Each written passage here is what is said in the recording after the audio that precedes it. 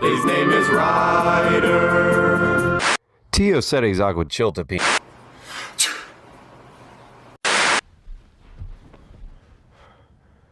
This isn't gonna make any.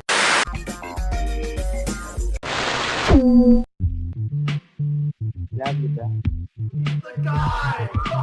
Hey, Donald, this is Paul.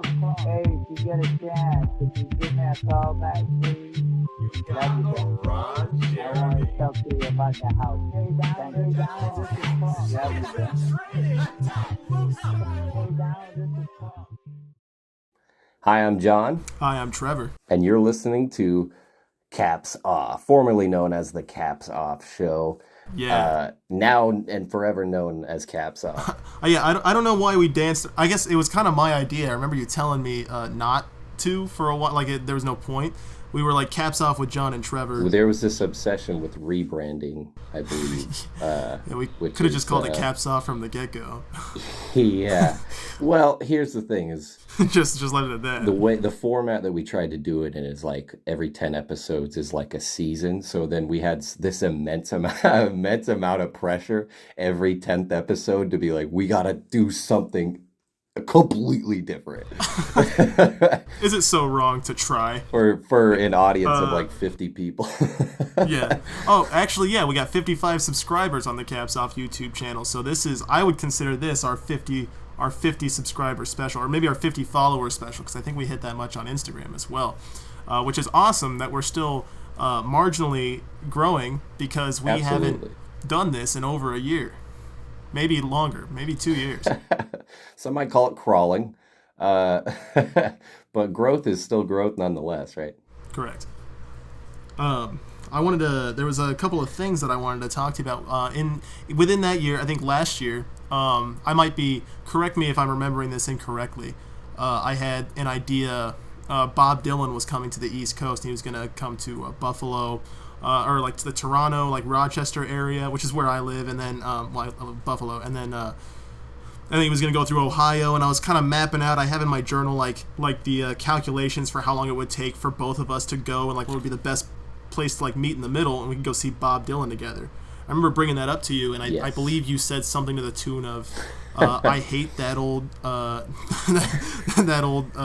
geezer, and I'm never gonna hear him sing. He never made good music, and he's not an American treasure." I think you said that, right? You're all right. Let's be fair. You're paraphrasing, so you're not gonna hit exactly what I said. It was a long time ago. No, that's not even remotely what I said. I knew this. I just want to put this out there. I knew this was coming. I didn't know when. I knew it was like an egg, like one of those century eggs, like festering in the dirt, waiting for a little Oriental man to dig it up and dine in. I knew that when I turned this event down, that I was probably gonna hear about it, not regret it maybe, but hear about it in some portion. So let's set the record straight. All right, Mr. Valenzuela, I like Bob Dylan. I'm not going to go as far as to say I love him, because I feel like that would put me, it would color, on this trial, on the bench as it is. I think that would color me in a bad light to say that I love Bob Dylan. But I'll say I like him a lot. Okay. I know quite a few Bob Dylan songs. I think in that conversation, I'm going to admit I probably did try to dress it up like I don't know that many Bob Dylan songs. Like a Rolling Stone. I wanted to be like a Rolling Stone on my way to see Bob Dylan. The man in me wanted to watch this guy sing, and yes, you left me with the Subterranean Hope Sick Blues. Let me say, you didn't want to. Yeah, when it came to getting those tickets, you didn't think twice, and it's all right. Yeah, no. Well, as soon as you turned it down, I wrote it down in my Caps Off note, and I was like, "That's gonna get brought up to the people that matter." I distinctly remember a day I went to your house, and I had The Man in Me playing, and you were like, "What is this?" Almost in like you were confronting me about something. Like what is this? Like what you're just gonna drop this on my plate and then not talk about it? Like like you were enjoying it, but you were mad that you didn't already know that it existed or something. Oh, yeah, probably. I remember the first time I heard "The Man in Me," I was shocked that it was Bob Dylan because I'm used to him, sounding all like nasally and young and like a Yeah, yeah. Ooh, ooh. yeah, like I don't know, like a poor man's Johnny Bones, but he sounded like a Yeah. man. He aged up a bit. Yeah, yeah, he found the man in him. Yeah, But so yeah, so that's another good moment where it was like, oh yeah, Bob Dylan's this isn't this great? Like is a great song, yada yada. And then yeah, flash forward and then I'm like, ugh, no, I don't want to go. But let me be honest. Here's where the meat of that that rejection stems from. And it's basically this. I've always said as many concerts I've been to in my life, almost none of them have been like purely my choice and been like an artist or group that I was like absolutely dead set on seeing. So, for example, I'll give you a good example and a bad example. A good example would be uh, for my birthday one year, somebody bought me tickets to Styx, and then they were in town. I love Styx, you know that. Great show. But it's like I never really saw myself going to a Styx show. And if you were to ask me, like, "Hey, Styx is in like Chicago, which is not far from me. You want to go up Chicago see Styx?" I'd be like, "No, I'm good. I think because that sounds expensive and that sounds like just out of the way for something that's just like it's gonna be a good time. Yeah, I'll probably love it, but I don't know. It just doesn't seem like I don't know. It seems like I know so many people who are like, I love this band. I'm gonna go see this band. They're everything. And I have big groups and stuff like that that I enjoy to that level that I've just never attempted to go out and see live. So it almost feels like I'm doing a disservice to them in a way if I'm like going to concerts. No, here's my bad example one. I went to a Hollywood Undead concert. And I don't think I have to explain just how horrific that was. I'm yeah. sorry. Sorry if you're a fan of Hollywood Undead. Anybody listening to this, I apologize deeply. But I also rescind that apology immediately because it was a horrible concert. Yeah, I was gonna say I would hope that's not our follower demographic. I don't want to reach any Hollywood Undead fans. You can take your old chunky DC skater shoes and walk away. Yeah, and your million bandanas like hanging out of your pockets and around your neck and your arm. Yeah.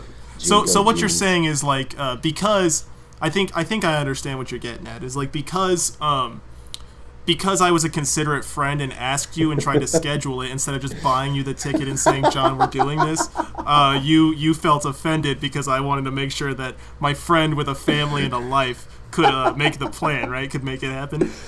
God, So are you? now that we're on the same page, Hey, do you have any ambitions in law school? Because you would make a hell of a lawyer.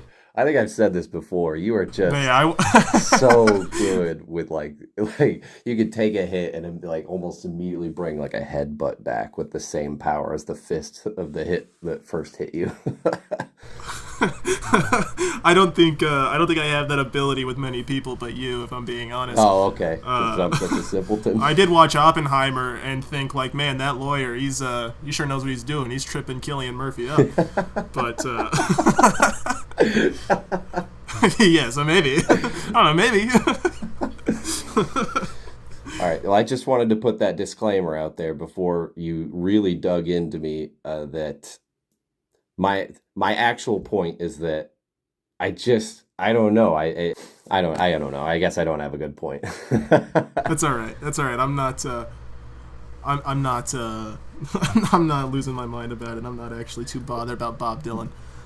One reason I don't think I have a good point is because I'm trying to think of like a band that you would suggest that I would be like I'm there today, and I'm sure a band does exist, but I can't really think of any off the top of my head that I could legitimately go see a show of. I have this problem where I am like obsessed with people who died like 14 years before I was even born. So I get that. I've never been to a real concert in my life. that wasn't like put on by my church or something, as a kid. So I really haven't. Wait, really? Yeah, and it's because like for a long time I thought it was something that like my parents had to go with, and like living in Sierra Vista, obviously like I'm driving 3 hours. Who's gonna drive me 3 hours to a concert to Phoenix, where like the next big artist is stopping? But even then, most of the people I like, that same exact problem, are dead, and they've been dead since long before I liked them. So. Yeah, Elvis isn't coming by Phoenix anytime. Elvis ain't. No, I can't say he is. What if this? What about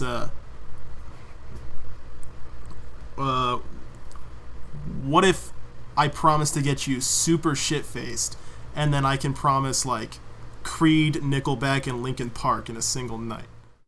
Oh, yep, you got me. Okay, so Right. I'm shit faced when you ask me, which is I'm automatically in. But then you have to, every time you bring it up, you have to pregame me a little bit, because it has the potential for me to be like when I'm sober, I could be like, I don't know, those are like dad rock bands. It's very like, I don't have a beer gut, so I'm not sure how I'm gonna enjoy this concert. No, ideally, when I would arrange that, get you shit faced, and be like, oh, by the way, get in the Uber.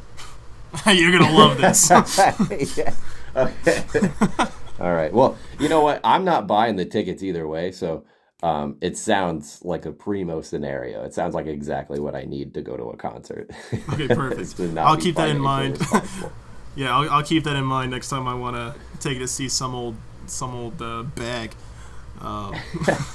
You know who else I've seen live is Nickelback, and that was also not my choice. Yeah, man. The thing about Nickelback, I always tell everybody is, I was so not hyped to see that band until I was watching the bands playing before, and one of them wasn't so bad, but then the one to come after that was Daughtry. And I don't know how much you know about Daughtry, but I kind of know Daughtry. Yeah, so you no know, surprise, right? Yeah, so you know that like the bands you mentioned before are dad rock. These ones are very much like mom rock. And so when I had seen Nickelback in concert and I watched Daughtry, it was around the time where I was working in a grocery store. So initially when they got on stage, I was just like, yeah, I know Daughtry. I guess I know a couple songs. And then I was very disappointed to hear that like I knew every word to every song that was in their set list, because it's playing above me for at least 8 hours a day, almost every day of the week where I'm at the fucking, that's all they played at the grocery store that I worked at, was just like Daughtry every day. Every like 15th song was one of those hits. And I'm guessing they made like it's either one really successful album or it's just all the hits from their best albums. But that's only the only songs I ever hear. I haven't heard like a deep cut Daughtry. I think I only know that one. That I think No Surprise is a Daughtry song, if I'm not mistaken, and I think that's the only one I know. And that's because like that was their big one after they won, or he won, Chris Daughtry, right? I think he won American Idol. That was his big one after that. My parents loved American Idol growing up. They were all about it. Oh my god. Oh, really? Were they? Yeah. My parents did for a little bit, but I always wondered what it was like to live in one of those homes that just continued to follow that, because like they had a phase of watching it, and then like I would go to school and other people would be talking about it. I'm like, wow, they kept up with that show. Like, what's that like watching that week in, week out? Yeah. I do remember going to school and being like, wow, do you think Scotty McCreery's going to win it? And people would be like, no way. You know? The closest thing I had to that was when Total Drama Island was a big thing. I remember going into 5th grade and then being like, who do you think's going to be voted off the island tonight? So, and I remember feeling goofy at the time because I was like, somebody wrote this. yeah. This is premeditated. Yeah. But my point was, after hearing Daughtry, that full set, when Nickelback actually came on, man, they fucking rocked. Oh my god, did they rock my cock off? Like they were like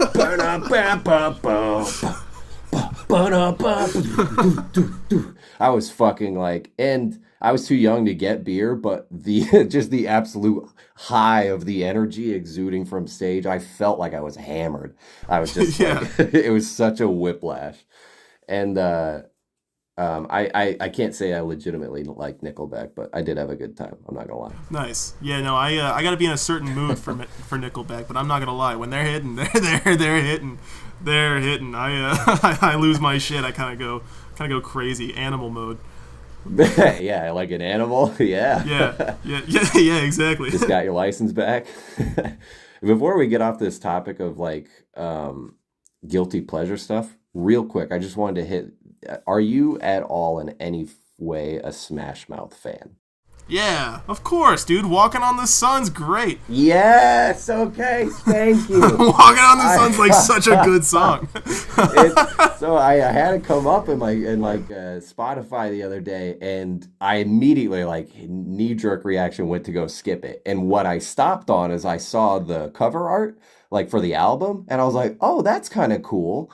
And then just looking at the art, it like stuck me there and forced me to continue to listen to it. And then I was like, oh, I know this song. So I was just like, yeah, this is okay. And then before I know it, I'm halfway through the song having a blast, dude. I am like, this You is have a blast. It's such a fun amazing. song. It is so much fun. It has no right to be that fun. Do you know what picture I'm talking about? The one in the desert?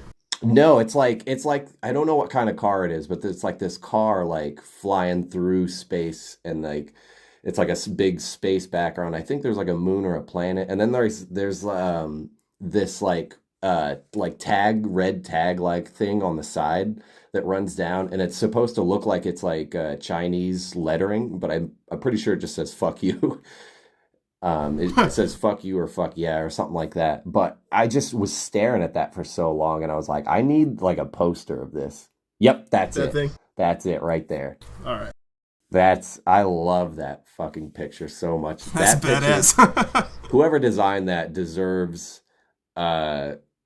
everything they've ever gotten in life, because that kept me, and it made me. I'm not gonna say I'm a Smash Mouth fan, but I will say on the same level as Bob Dylan, I know a few songs and I like them.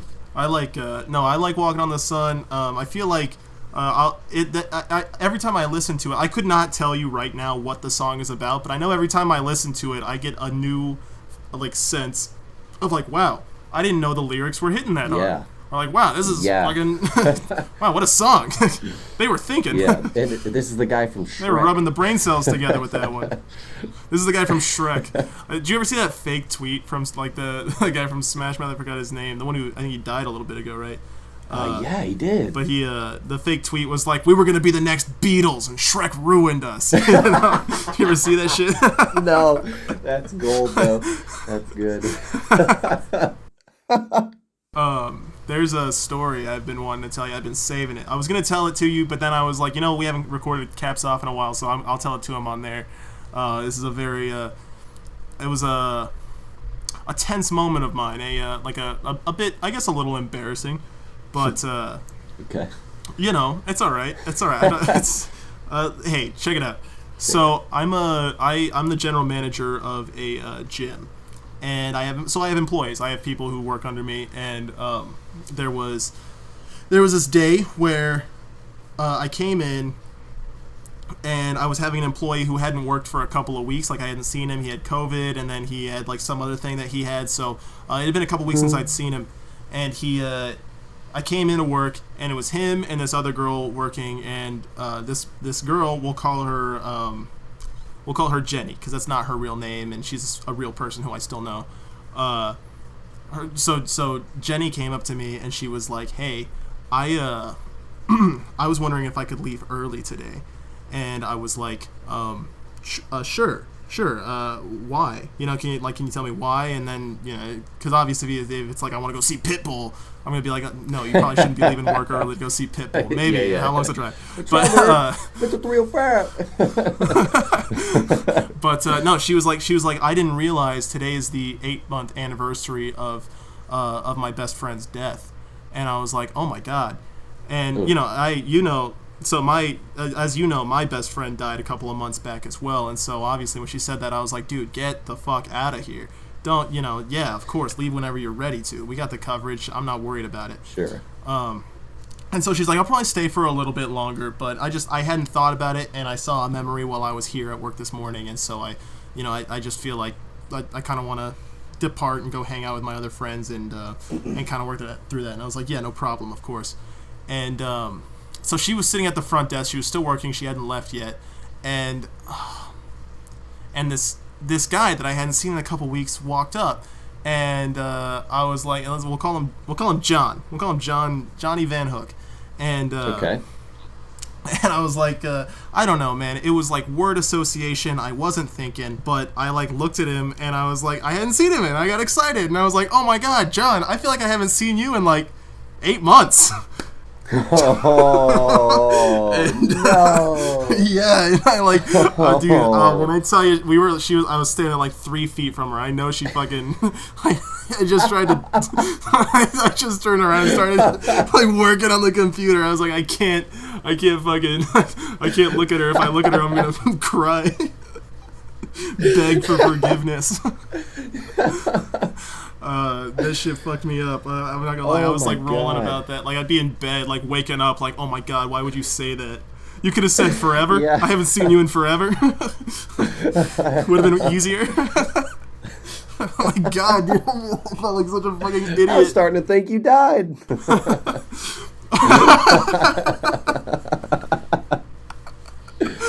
Oh my God, dude, no, it fucking sucked. Yeah, Oh. not one of my shining Wow. moments. But holy shit, is no. it funny in hindsight? Yeah. Do you want? I don't suppose you want to circle back to your friend dying thing at all, do you? We don't have to spend too much time on it. I don't want to bog down. We got a good energy going here, but I guess, yeah, real quick. Yeah. You might remember Weston Rocco from, most notably in his lifetime, from Caps Off episode 29, hashtag Save Rose the Shark. Probably one of the biggest things he ever did. But, yeah, he was diagnosed with leukemia. Besides your mom. Oh, my God. Great. Fucking singer. Oh, that one's for Weston. Yeah, he was on episode 29. He was my best friend in the whole world. He got diagnosed with leukemia last September, and unfortunately, he didn't quite survive that battle. But I got this tattoo. He had you can't even see it. Doesn't matter. There's no video on the podcast anyway. He had a paper crane tattoo, and on his neck, that I used to give him a lot of shit for having a neck tattoo. And so after he died, me and Isaiah and our friends Gabby and his wife Anna are now, we all decided like that's the tattoo to get. So yeah, bummer. It's still pretty fresh in the grand scheme of things, but I think it was almost 4 months ago. I think on the 22nd it'll be 4 months ago if I'm not mistaken. But life goes on. In the wake of that, I've made some pretty hefty decisions. Like when he got his diagnosis, I went and saw him in Arizona and hung out with him, and came back from that and decided, because our overall goal was to open like the gym that we wanted to open together, the jungle gym, which I think we actually talked to you about. We told you about for the first time on that Caps Off episode. That was like our legitimate. Oh, yeah, that was our plan, man. Yeah, that's right, isn't it? That was the whole plan. Wow. And so as soon as he got his diagnosis, I was like, well, he's been going to school and I've just been fucking around in Buffalo, so I might as well try and start doing my part, carrying some of this weight. And so I ended up letting my bosses know that I'd like to move up with the company, and it wasn't very long. They moved me to a different location to train for general manager, and then I worked there for like 5 months, and then they fired somebody, classic them, and I got bumped up, and so I became a general manager, and I was bodybuilding. I was doing a show in our hometown, and so that kind of it was crazy the way it aligned. I had this bodybuilding competition lined up, and I bought the plane ticket, like months in advance, and I went out, I competed, I got my natural bodybuilding pro card, and was able to actually go up and see him that weekend and meet him and Isaiah. We all spent the night together, and we had a little powwow, and left nothing unsaid, and he kind of knew that that the end was a little closer than he would have liked it to be. And we played Black Ops 3, and just shot the shit and ate shitty food and had a great night together. And that was Saturday, and then the following Wednesday was when he died. So kind of crazy how the timing of that worked out. I think incredibly close. Yeah. Cut. Yeah. But yeah, dude, I'm so probably so lucky one of the greatest to have gotten gifts that, you could ever get, though. Yeah, I mean, as shitty as that situation is, the best it could have turned out is to have, like, one last night with the boys, and then knowing, savoring, hanging on every moment and shit. So. Hey, yeah, man. I didn't know Weston more than I feel like the way I'm gonna say it is wrong. I didn't know Weston more than you allowed me to, which is basically like he was your friend, and I got to hang out with him whenever you were hanging out with him, and that was awesome. Like there wasn't really an occasion where I was like hitting Weston up to hang out. So would I call him my friend? Absolutely, 100%. But I also feel weird saying like my friend just passed away. So it's more like it's all I can say is Trevor's best friend is, or like if it's someone that I know, like I would always refer to one of my closest friends, his name is Oakley. I always refer to your Weston as my Oakley. So when telling other people that, I can say that comfortably. But I love doing the podcast with him, and all the film stuff we did with him. It's quite literally he could live 40 more years. All that stuff is still ingrained in my brain and will be for probably the rest. Dude, that was life. something actually really cool. I look back on it very fondly. Because we did that podcast. You sent me that pretty quick after it happened, and it did me a lot of good. Because I there are a couple times where like I fuck with him and I annoy him in that. And the thing I really loved is that he sounds most like himself when he's annoyed. Like I don't know, like hearing him like getting fed up with me. I was like, oh man, that's that good shit. Yeah, and then that's so he was in a lot of the short films that I made, and he had a very very very heavy presence in the multreverse. So I spent a lot of time. Yes, I just did a watch through that, and he's everywhere.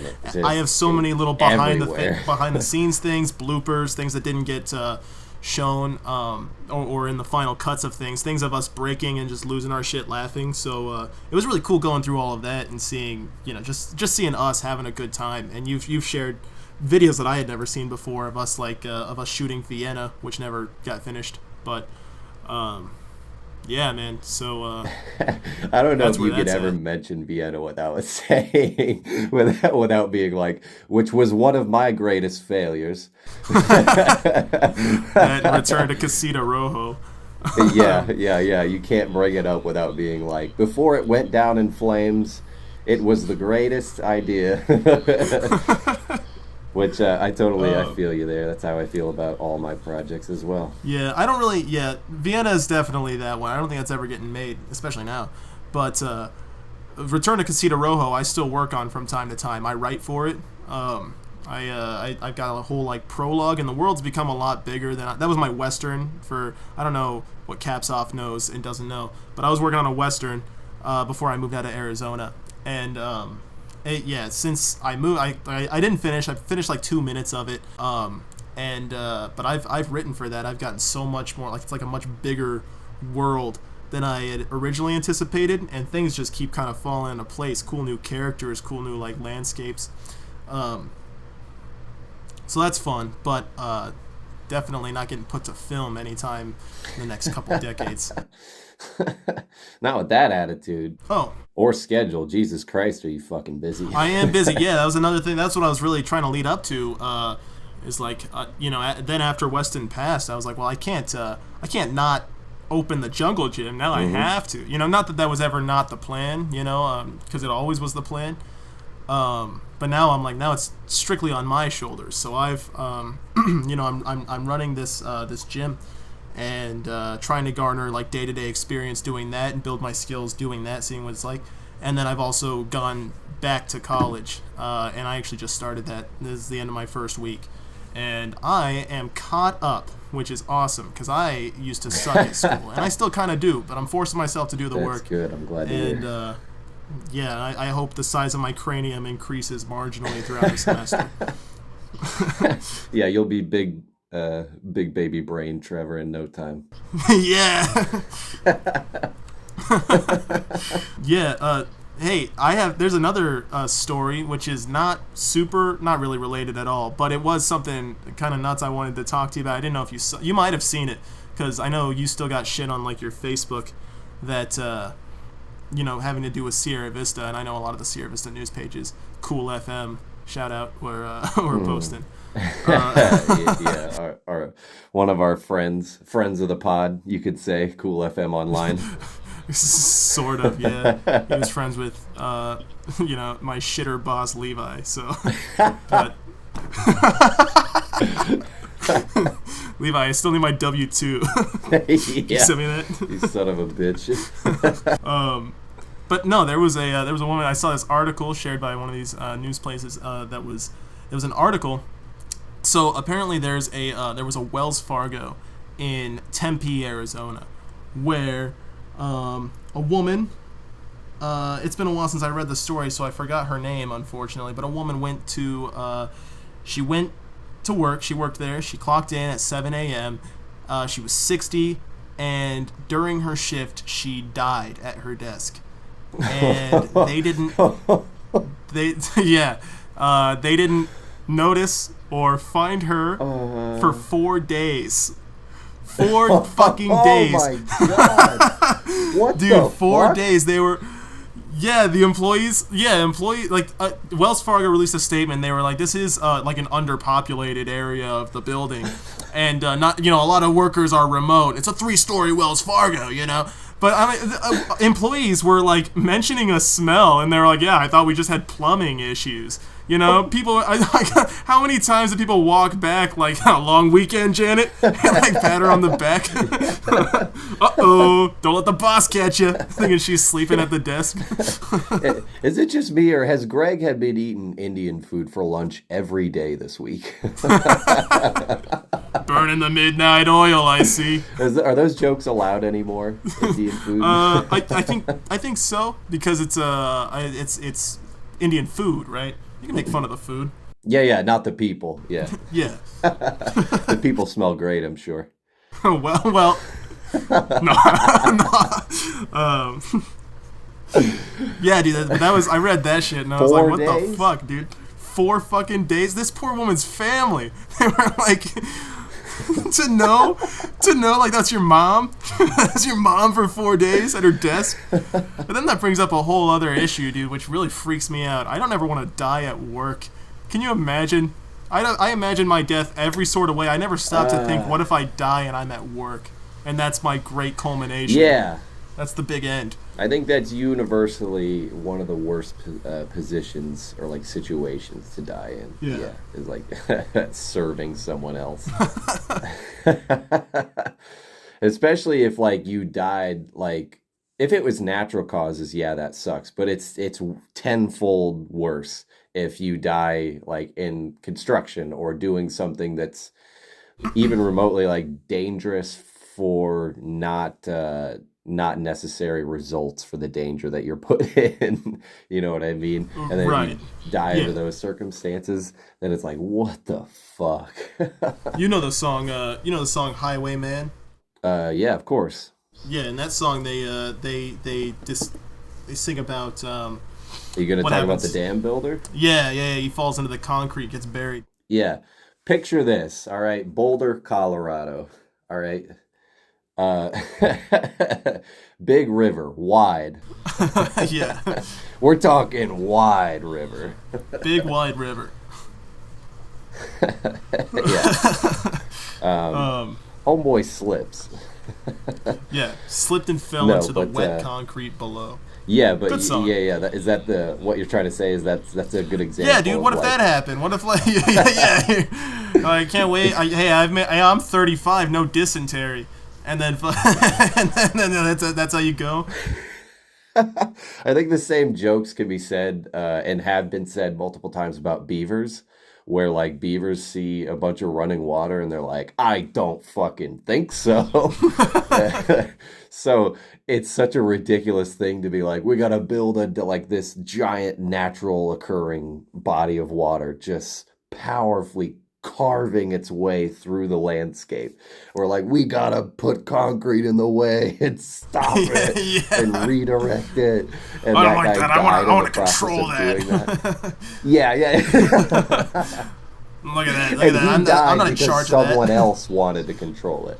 I Yeah. highly doubt that guy had any interest in whatever the process, like the purpose of what that dam was being built. That guy had no stakes in it. Yeah. And here he is slipping and falling into the wet concrete below. Yeah. They There's buried a him in the gray tomb that knows no sound, Trevor. damn. What a good song. What a good song with Yeah, lines you like know that. he's still around too, because I'm sure the dam's still there. Yeah. Oh yeah. Oh yeah. Did you He watch was in Attack there. on He's- Titan? No. Okay, there's this spoilers for anybody currently watching. There's this part of I think it's the end of season 2 of Attack on Titan where like they find out there's giant city walls like that keep these Titan monsters out. They find Yeah. out inside the walls like is like it's cracking and it reveals a Titan's face, and they find out that there's like ancient Titans stored within the walls for some reason. Holy shit! I didn't know that So- about that show. That's fucking crazy. Yeah. That's huge. Yeah. I want to watch. I'm That's the guy who sold. built the wall. I might have to check out that show. I knew some crazy shit No, it's happened. a good but show though. I highly recommend yeah. it. It's a good watch. In the time since we've last recorded, I've watched Dragon Ball, a shit ton of Dragon Ball. Finished Dragon Ball Z yeah, one Kai. I've been recommending for years. Like half of the original Dragon Ball series. I don't know if I'll ever. I might touch Super for the Tournament of Power, but At everything very I see, least, I'm begging you. everything I see of Super just kind of leaves me like cringing out a little bit. Yeah. No, yes, I understand totally. I want to get mad at you. I want to be like, no, dude, please. I totally understand. When I tell you, if it's not something you would see on like an Instagram reel edit, like of a fight scene, if it's not that quality, just skip it basically. Yeah. You're gonna want to just get past that. I watched the baseball episode and I thought that was awful. No, man. like, what the fuck I is haven't this? even seen the baseball episode. Don't you understand, Trevor? I'm a stan. I'm a Dragon Ball Z stan. And I haven't even seen that god-awful fucking piece of shit, bullshit-ass fucking episode. And fuck I you. watched Broly. I watched DBS Broly and Dragon Ball Abridged, and those were both awesome. Those both had me shitting my pants. Yeah, Broly's real good. It was a return to form for sure. I've been using that term a lot, I guess. But I think that movie was such a hit just because it played off of what we were asking for out of Toriyama for years. just give us this cool, give us the blonde guys, at least 3 of them, and they're hitting each other hard. That's what we Hey, want. listen, you had your want 'em golden screaming. years for world building. That's not for you anymore. Yeah, Let's yeah. Yeah. Did you not do enough of that in Dragon Ball? Yeah. That reminds me of like a sentiment that I heard Bob Dylan actually talking about. No offense, sorry. I know Oh, you're not a really? fan. Yeah. Hey. You No, can't I like stand circles though. I like when things come around. Well, yeah, as any Bob Dylan hater would, any simpleton. You love circles. Love that shit. Yeah.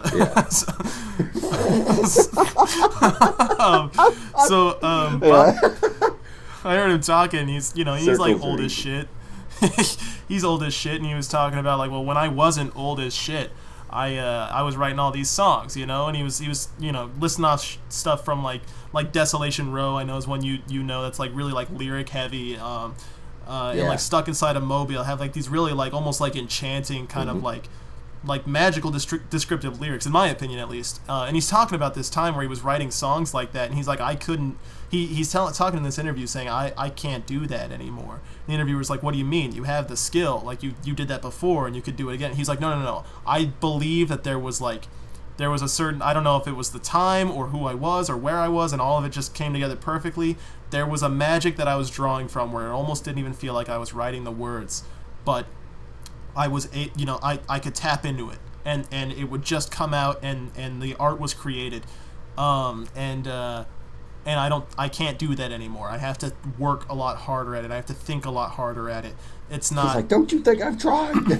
Yeah, like as if it was something greater that he was drawing from, and that just reminds me, like, because I just said Toriyama had his time for world building. I do feel like when you're creating art, there is like you hit this stride where it's not that it comes easy, not that it's not a little bit of work, that you're pulling a piece of yourself out of it to create it, but it's a little bit easier to connect with that part of yourself and speak to it, and I feel like everyone kind of gets you get your time to draw from that magical pool of creativity.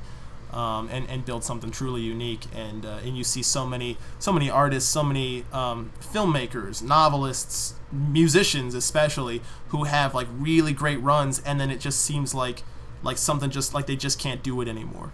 I think that's an incredibly interesting concept I find myself thinking about a lot.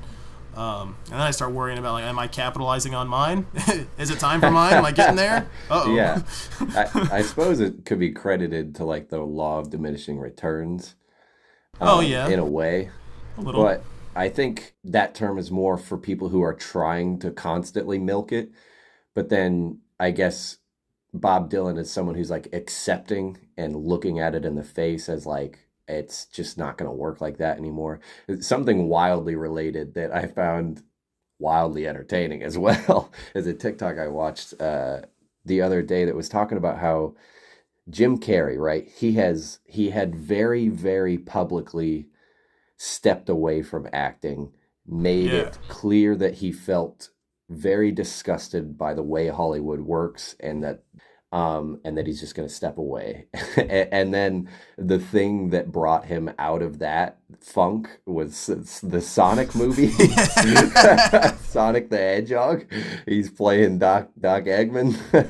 Yeah. And I think Idris Elba's on record saying that he's using every bit of his acting ability as Knuckles in Sonic.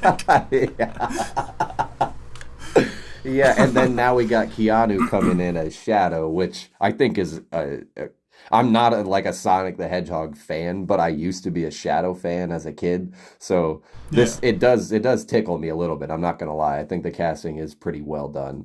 Can you imagine Shadow the Hedgehog with that bum-ass original Sonic design that they had? You remember? Oh. You look like a little emo kid. Yeah. All pouty and shit. They had that Sonic that... Oh, actually, yeah, let's talk about this bullshit. They had that Sonic, for the first movie they released what it looked like, and the trailer was like, everyone like had like this awful reaction. They were like, why does Sonic look like that? That's ugly. And they bullied the animators so hard they went and redesigned him, and then he looked much more like faithful. And I'm thinking we got to do that shit for the Minecraft movie. Did you see the trailer for the Minecraft movie with Jack Black? Because I want to throw up, dude. I want to fucking puke. I don't think I'm 100% not the first person to say it. Probably not even this second on Earth am I not the first person to say it, but it just so much looks like Jack Black is playing Jack Black in Minecraft. Yeah, and I don't know. Not like even like I'm Jack Black the character, like straight up like I'm Jack Black the movie star, the guy you remember from King Kong and Nacho Libre, and now I'm in Minecraft. Let's go, baby. It doesn't. Yeah. I don't know. Look, my opinion is subject to change, I'm sure, but don't come after me for it. I don't know how popular of an opinion this is, but I got to be honest. I'm getting a little sick of Jack Black. I'm getting a little Yeah, sick and man, fucking tired. he was on fire, I feel like, there for a minute. And then as soon as that fire lit, people were like, is something on fire in here? Like, there's so much smoke. Like, Yeah, my roommate pointed out, he was like, imagine if Jack Black wasn't famous and in movies you loved, and he was just like a band kid. You know, yeah. And tell me that's not how band kids act, you know, or like the annoying kid in your high school, or even like just like a regular base level influencer. Like if you take away all his previous credits, put this guy in front of you now, people would despise him, I think. Right. It'd be difficult to be around him. But that's not to say that I don't love Tenacious D. That's not to say that I don't listen to like Tribute or the Metal, and I'm like, oh, that's fucking bumping. But you know, or that I don't love his, like, a lot of his work. I still, I like Nacho Libre. Fuck it, yeah. Yeah. I like School of Rock. That shit was awesome. Yes, you're the man. But I just watched Shallow Hal not that long ago. I love Shallow Hal. That movie didn't age amazingly, but I had a good time. I liked it. I haven't seen it since I was a young kid, so I remember it being like, aw. It's not. It's so not. Aw. It's it's nail biting at every turn. To say the very least, it is nail biting. There's movies out there that make fun of obesity in different ways. Like I know you've seen Norbit. Yeah. And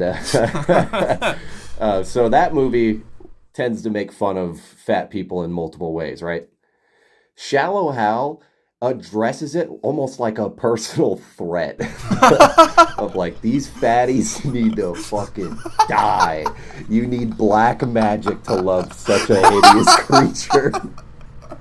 It's bad, dude. Oh my god. It's like, oh my god. And also, I don't think Gwyneth Paltrow is like, she's always been like tiny, skinny, mini person. So she's probably not the most like body inclusive, body shape inclusive person you have right. to put out there. Didn't she just recently sell candles that smelled like her gooch? Yeah. I gotta tell you, man, I fucking hate Gwyneth Paltrow. You want to know something? Have I ever mentioned that to you? No, you haven't. Okay, I swear I brought that up before. You want to hear a story that I really, really love? I think I'm getting my details right. I could be getting them totally wrong, but that's okay. Who listens to this anyway? Brad Pitt and Gwyneth Paltrow used to be a thing. They used to be dating, possibly married. I don't quite remember, but she was in a movie produced by Harvey Weinstein, so we can all kind of assume where that went. If you don't know, for some reason, Harvey Weinstein was like a film producer for the Weinstein Company, and he was a fucking creep. He was a fucking piece of shit, and he was very rapey and rapist, and he was big he did on a the lot casting of really shitty things. Yeah. And he made a move on her. He made a move on Gwyneth Paltrow, made her really uncomfortable. I don't think anything really happened, but she was like, that was, I can't believe I was in that situation.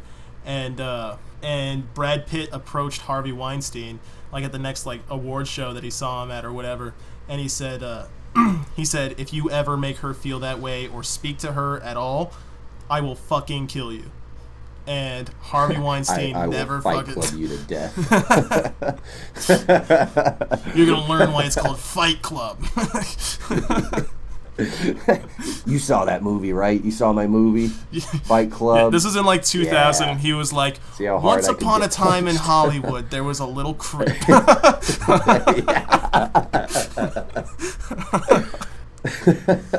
He's a guilty pleasure of mine, Brad Pitt.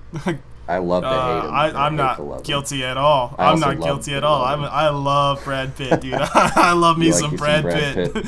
Yeah. He's one of those like A-listers that's just like, of course you love him. He's beautiful. He's this, he's that. But God, I hate that I give it to him sometimes. Yeah, and like I guess with someone being an A-lister, you kind of have like a bit of resistance, like in general. Yeah. You're like this guy's probably vapid. He's probably he's a piece of shit. He's got money. He's hot. He's never, yeah. If I met this guy, we're in totally different worlds, and he's probably a tool bag, based on like everything he's ever had. Every story I've ever had has been great, and so any A-lister I hear about, I have this reservation that's like they're probably a piece of shit.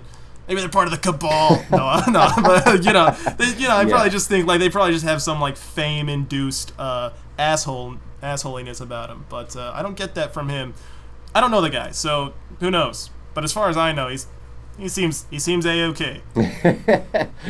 6 out of 10 at least. I'd have a beer with him. Yeah. Do you think could we try and I don't know. I don't have a whole lot of connections. I don't know about you. Our buddy Noah might. You know Noah Fisher. Yeah, of course. He knows a lot of people. You think we might be able to get Brad Pitt on the show briefly? I will. I think for an appearance, maybe through phone call. I will ask Noah. I'll ask Noah. You will ask Noah? We could both. We'll message the group chat. Let's get Noah in the chat as soon as we get done with this episode, and we'll just hash it out right there. Yeah, we'll figure that out. We're going to try and get Brad Pitt on the show. Yeah. This is a great segue, by the way, for me to not announce, I guess, but mention, because Noah has done some other work outside of the Caps Off realm. I have another podcast that I'm doing with my two good friends, Nick and Justin. We are the Wannabes. And if you're a fan of this podcast, I'm hoping that that's all it takes for you to come listen to that podcast. And if you do, I appreciate you. And thanks for coming and listening. We are just 3 guys. We met on a cruise ship, and we all love the same podcast and the same goofy stuff. And we find many times that we are just wildly similar, and then we relish at the times now that we find things different about each other, and then we kind of prey on that. And that's kind of most of the material of the show that we have. We just love to have a good time. So Noah Fisher did some music for that, for the intro, just like he did for this show. So shout out Noah Fisher. Thanks, dog. You always come through. And check out Wannabes. All right, cool. I think we're at about 53 minutes. We can probably wrap it up there, and that sounds good to me, man. Yeah, and it's been great. I've loved hanging out with you and the Caps Off audience. It was just as lovely as the day we met. Let me just say. Absolutely, yeah. It's been real. I'm gonna shake your hand. I don't remember if we stopped. I don't remember what we have and what we are and aren't doing. I think we're still shaking hands, right? We're shaking hands, buddy. We're shaking hands, dog. I can't end this podcast without shaking your hand. There we go. All right, man. I'll talk to you in a couple of minutes.